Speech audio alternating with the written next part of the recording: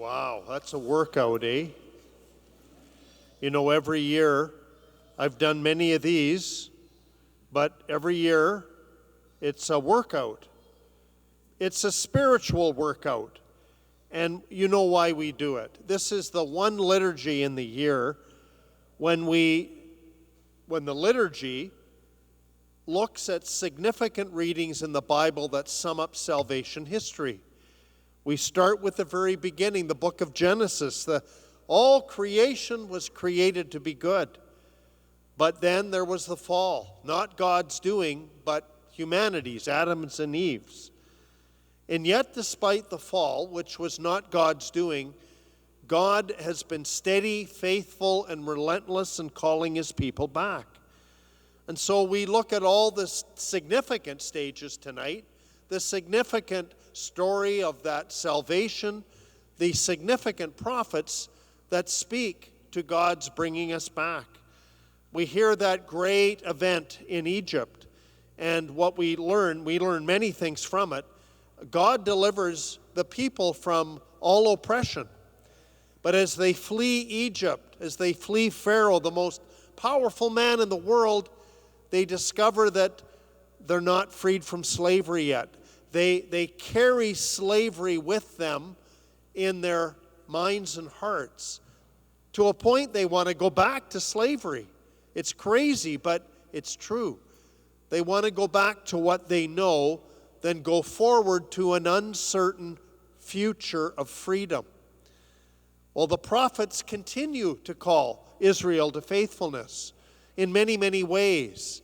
In one of the latter readings we read tonight, Ezekiel, O Israel, I will give you a new heart and a new spirit. You know, God is not just taking care of the external oppressors, he's taking care of the ultimate, evil within. I will give you a new heart and a new spirit so that your stony hearts may become hearts of flesh. Powerful prophecy from Ezekiel. And now we come to the resurrection night. Christ is risen from the dead. Catechumens, those who are going to be baptized or receive your first communion, those who will be confirmed, you are being baptized into a new life that isn't like a new club or a new association. It's a whole new way of being. And it's a being that sets its eyes not merely on this world, but on eternity. It's hard to imagine that. But Easter is about that. The Easter account that we just heard is amazing in its micro details. I don't know if you pick it up, about how John ran first. One of the Marys saw that the stone had been moved and was worried that he had been taken. The body had been stolen, and begged the gardener. But these details recount not just the major pieces of a historical event. They recall those who were eyewitnesses of something that really in many ways, apart from maybe Mary, none of them really saw coming, despite his telling them so before his death. That God overcomes all that oppresses us, especially sin and evil, and the ultimate obstacle, death. Wow! This is what we celebrate on Easter night.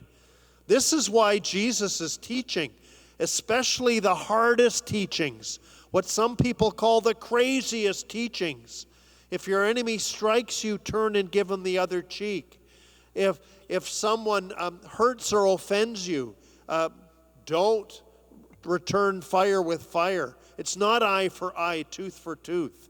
It's love for hate, and it's compassion for carelessness. The gospel of Jesus Christ turns all reality on its head and gives us not just a trajectory for a few years, but for eternity. This is our faith. This is why we take the great efforts to recall the significant stages of salvation history on this night, this holy night, this blessed night. I'd like to conclude my homily just with a few words from Pope Francis. Now, he's not celebrating the same way this year because of his health condition, but I did pull some words from a previous Easter, and this is what Pope Francis said.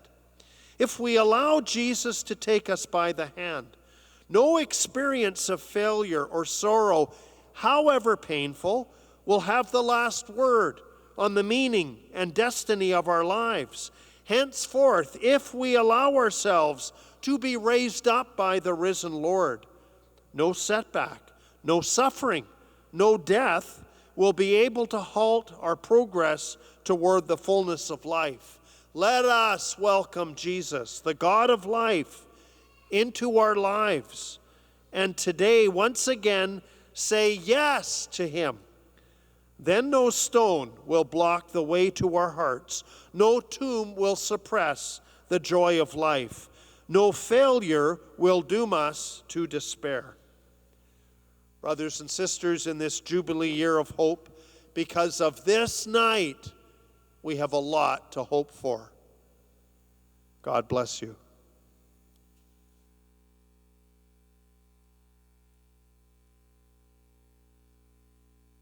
Please stand. I'd like to invite Andy Korvermacher, our sacramental preparation coordinator, to come forward to call the elect, those who are to be baptized.